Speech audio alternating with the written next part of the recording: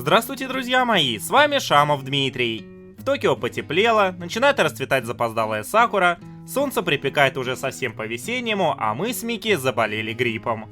На выставке Anime Japan 2016 было очень много человек, и, видимо, кто-то на нас накашлял. И в связи с этим я хотел бы немного рассказать о том, каково это болеть в Японии.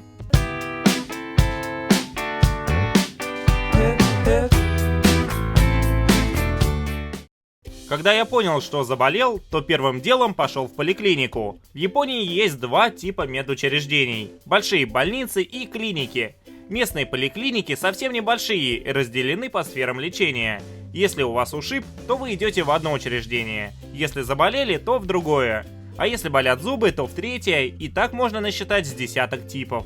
Стоит понимать, что все медицинское обслуживание в Японии платное, а поликлиники частные, поэтому вы вправе выбирать любое учреждение, которое вам нравится. В каждом районе есть по 2-3 клиники каждого типа. Я пошел в терапевтическое отделение недалеко от своего дома, которое по-японски называется Найка. Заполнил пару бумажек и меня попросили подождать. Через 5 минут меня к себе пригласила врач, чтобы осмотреть и выписать необходимые лекарства.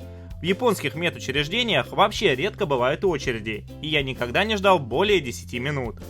Само собой, бабушек, приходящих обсудить свою жизнь, тоже нет, потому что, как я уже сказал, медицина платная. Врач меня осмотрела, подтвердила, что я заболел гриппом и прописала лекарство. Одно. Она сказала, что есть такой белый чудо-порошок, который нужно вдохнуть, и через 5 дней я буду как огурчик. Принесла небольшой флакончик, и я прям там его и вдохнул. На вкус было как обычное горькое лекарство, и каких-то чудо-изменений я не почувствовал. Другие никакие лекарства вообще не прописали, сказав, что по желанию я могу купить капли для носа и таблетки от горла. За 5-минутный осмотр и чудо-порошок с меня взяли 3250 йен, что в нашей валюте будет 2000 рублей. В Японии есть страховка, которую нужно ежемесячно оплачивать, даже если вы не болеете. А вот если заболели, то она покрывает 70% затрат, а 30% вы достаете из своего кармана. Вот эти 3250 йен и были всего 30%, а не имея страховки, в больницу вообще лучше не соваться. Но если вам нужно получить больничный, то к врачу нужно идти обязательно, потому что только он сможет его выписать. В японских фирмах обычная простуда, аллергия и так далее не оплачивается как больничный, а вот с гриппом другое дело. Зарплата будет также начисляться. Прошло уже несколько дней с того момента, как я принял чудо-порошок, но я пока что не заметил каких-то улучшений, только хуже стало, поэтому я подумываю выпить наши таблетки. Кстати, большой совет.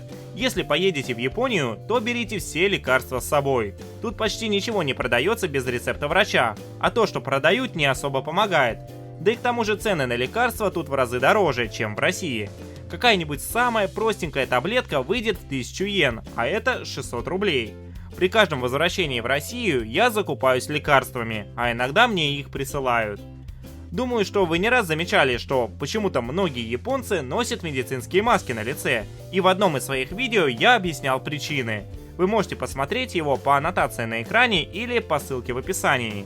Так вот, одна из причин – это болезни. Люди носят маски не только для того, чтобы не заразиться, но и для того, чтобы не распространять свои бациллы на других.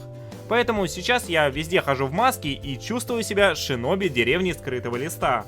На самом деле, вечно с ней ходить не очень удобно, и не представляю, как некоторые японцы носят ее почти 24 часа в сутки. Ну что ж, надеюсь, что видео оказалось вам полезным и интересным, а я скоро поправлюсь, ведь весна на дворе. Около дома цветут какие-то необычные и очень красивые деревья. Я думаю, что может быть это персиковые деревья, может кто знает? Желаю всем не болеть и чтобы побыстрее наступило тепло. Не забывайте подписываться на канал, ставить лайки и оставлять комментарии. До встречи в следующих видео, друзья. До свидания.